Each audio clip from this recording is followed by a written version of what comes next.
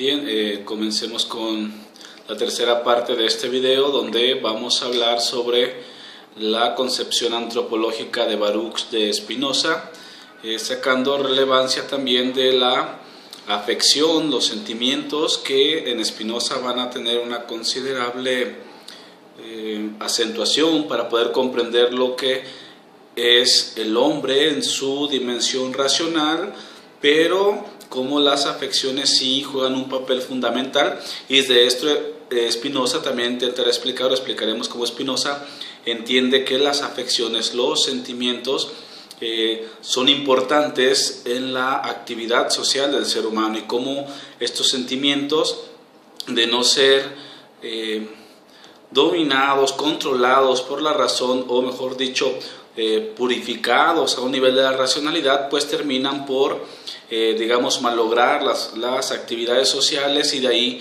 se podrían explicar, según Spinoza, muchos de los conflictos que suceden en la vida social. Bien, para empezar el análisis hay que presentar la constitución ontológica del hombre, y según Spinoza el hombre está compuesto del cuerpo y alma. Por el primero es un modo de la extensión divina, por el segundo es un modo del pensamiento divino, es decir, manifestaciones de los atributos de Dios, por lo que podemos considerar que el hombre es pues un modo o afección de la sustancia. Spinoza dice que un cuerpo humano está compuesto de muchísimos individuos, estos individuos expresados de diversa naturaleza, en el sentido de que se componen de una diversidad, digámoslo así, y cada uno de los cuales va a permitir una unión de compuestos que terminan por estructurar los diferentes individuos de cuerpo. Individuos no entendido como sujeto, entendamos individuos como diferentes compuestos que van a conformar el cuerpo. Y por eso de aquí entendemos que se entienda que hay diferentes tipos de cuerpos, los simples, los fluidos, los blandos, los duros, y estos cuerpos constituyen la forma del cuerpo humano. Es decir, nuestro cuerpo, según Spinoza, está constituido de la unión de diferentes individuos, o digamos componentes simples de fluidos, componentes blandos, componentes duros, donde todas sus partes se encuentran comunicadas, ya sea por medio del movimiento, ya sea que se hallen en reposo. Así, muchos cuerpos simples se hallan juntos para componer el cuerpo humano, que se distingue de los demás cuerpos por su composición, según Spinoza. Sí, los diferentes cuerpos no son iguales, hay diferentes cosas corporales, materia que se construye, se presenta de manera distinta en la realidad, precisamente por la distinción de los componentes que se unifican para constituir el todo de cada uno de los cuerpos que podemos encontrar en la naturaleza. Debido a la finitud del cuerpo humano, existe la necesidad de una constante interacción de esta composición de cuerpos simples que forman el cuerpo humano. Es decir, el cuerpo humano necesita, para conservarse, de otros muchísimos cuerpos por los cuales se continúa regenerando. Es decir, necesitamos alimentarnos para poder sobrevivir.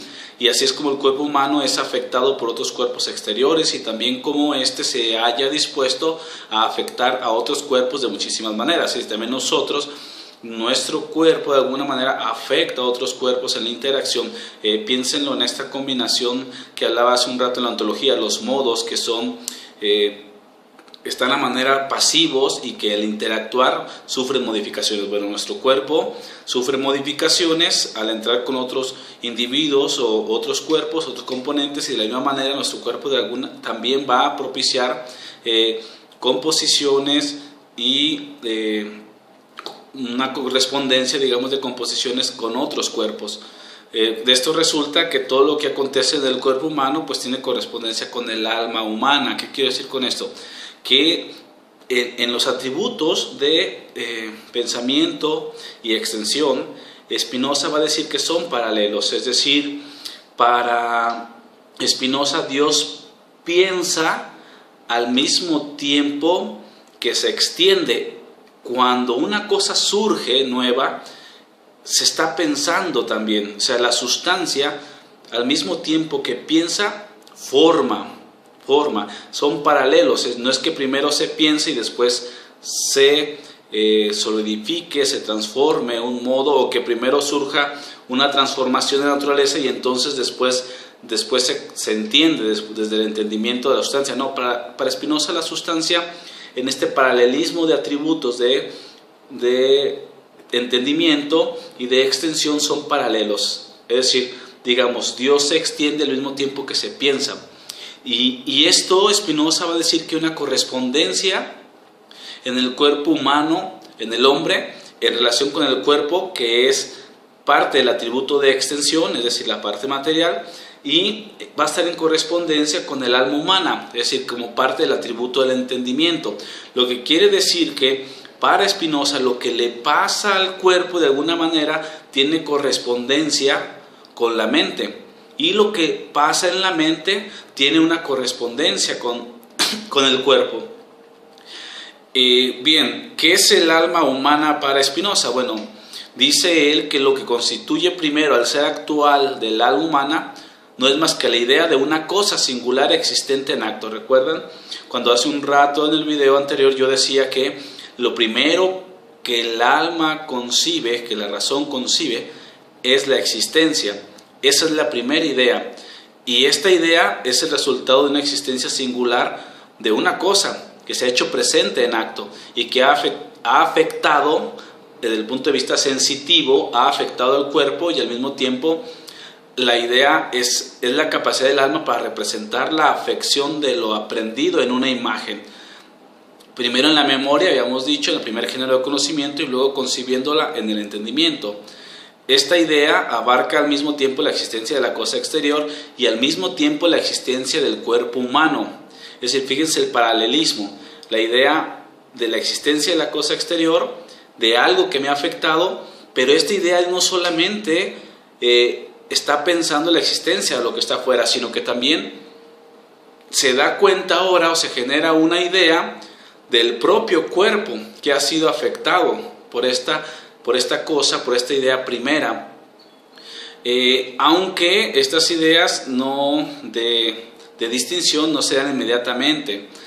Digamos que la idea definida solo da como resultado la existencia primera. Bueno, digamos que no es definida todavía, mejor dicho, la idea presentada da como resultado la existencia del cuerpo humano, y generando de alguna manera lo que llamamos estas nociones comunes o primeras, aunque no inmediatamente de forma definida. A eso voy. Cuando nosotros concebimos al cuerpo de otra cosa que está afuera, y en consecuencia también concebimos la existencia de nuestro cuerpo que ha recibido esa afección, entonces después de eso en el entendimiento comenzamos nosotros a definir los cuerpos. Entonces se define solo la existencia. Pareciera que la lectura de Spinoza permite decir que así comienza el proceso del alma y continúa hasta irse definiendo conforme la mediación del intelecto que permite ir concibiendo la realidad cada vez más definitivamente. Spinoza identifica el alma con las ideas que el hombre tiene, pero también, en cuanto que el alma humana es un modo de atributo de pensamiento, es también una afección del atributo infinito del pensamiento de Dios. ¿Qué quiere decir? Que el alma, la razón, son afecciones de la sustancia. Entendido como desde esta inmanencia, desde esta totalidad en que la sustancia se manifiesta, y que explicaba en el anterior video de la ontología de Spinoza. Entonces, cabía preguntar si el alma es distinta del cuerpo. Sí, digo, porque parece que el alma pertenece a un atributo del entendimiento y el cuerpo pertenece a otro atributo que es el de extensión. Entonces, la pregunta es, ¿son distintos el alma y el cuerpo? ¿O bien es el cuerpo el principio antecesor del alma, porque digamos que es gracias a la existencia de cosas y la existencia de nuestro cuerpo que entonces se forma la primera idea, según hemos dicho? Y si las ideas es el equivalente o es el resultado del alma, las ideas son el alma, entonces podríamos pensar que el cuerpo es el principio antecesor del alma. Por supuesto que la respuesta es no. O sea, un cuerpo que no estuviera correspondido con el alma no tendría la capacidad de reconocer la existencia de las cosas por las que es afectado.